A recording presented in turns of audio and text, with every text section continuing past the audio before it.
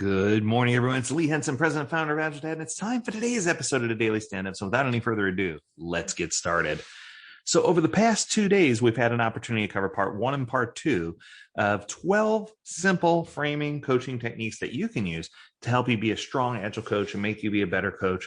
So I thought we'd round it out today with the last 4, because I think these are just really powerful techniques that you can use that are going to send you into the stratosphere. They're going to help you really accelerate the way that you're coaching and generate excitement in the groups that you're coaching for.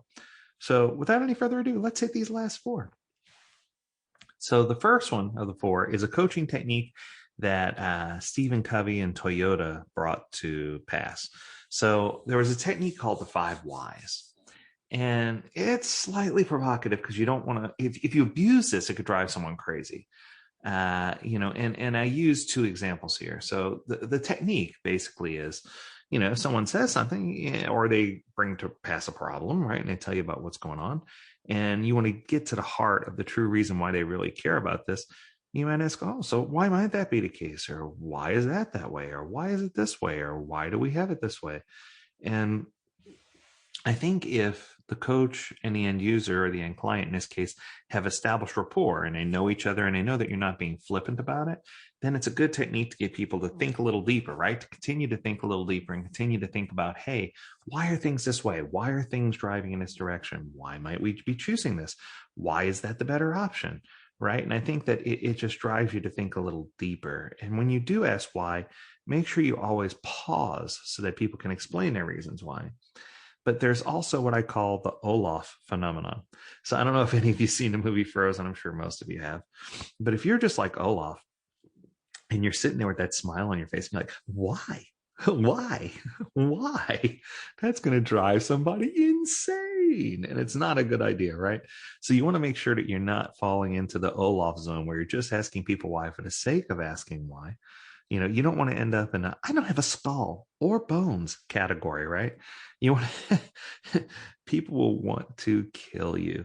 You want to make sure if you're asking why, that people understand that you really do care about why, but that this technique is perfect for getting further or deeper into an issue and trying to figure out root cause analysis, but it should never be abused, right? I guess that's what it boils down to. Coming in at number 10.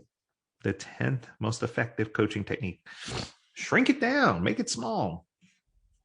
We found big and dramatic changes can feel overwhelming. It induces analysis paralysis. It induces people freaking out, right?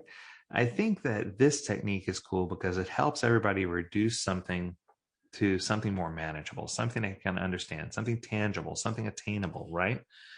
When you bring the change to life and you see it just in a small photo or in a small window, it offers you a sense of accomplishment. I always call this one getting a notch on your belt, right?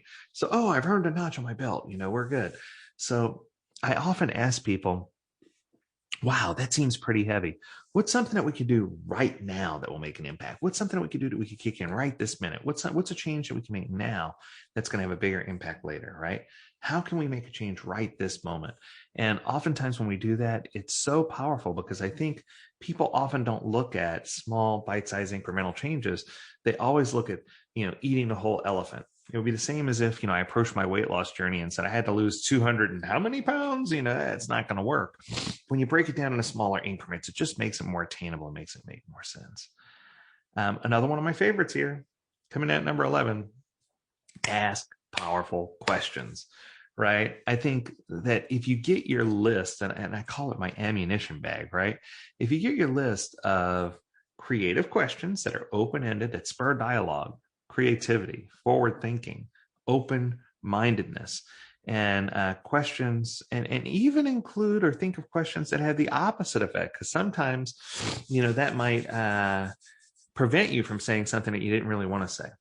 So I guess in my mind, that means I have to define what a powerful question is. So a powerful question is any open-ended question that cannot be answered by a simple yes or no response. You found the right question because it's going to stimulate reflection within the client and reveal previous unseen options. So a lot of times I'll ask, so tell me, what do you feel is holding us back? Or how does that decision make you feel? Or what is it? Help me understand. What is it that we're not seeing? Or, you know, what does that cost you? Not just financially, but investment wise, emotionally. What does that cost?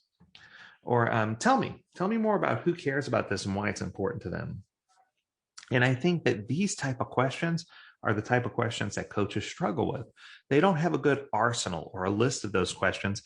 And I'm not saying every question applies every time, but if you put together a list of 10 or 20 of these and you study those, when the time comes up for you to use them, you're going to have a list of questions that you can ask that are going to make you feel like and appear to be the most powerful coach on the planet. You'll be the most powerful genie in the room. No, but it'll give you the ability to answer the questions or to ask the questions.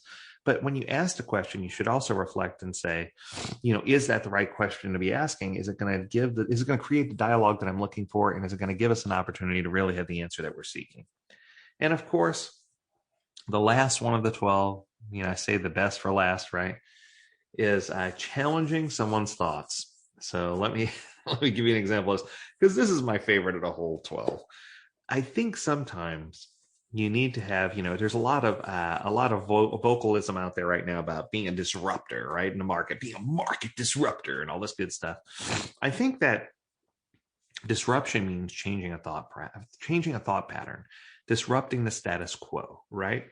And I think that if you can change a thought pattern, then you can help people think and grow outside of the box as an individual and help them as an organization.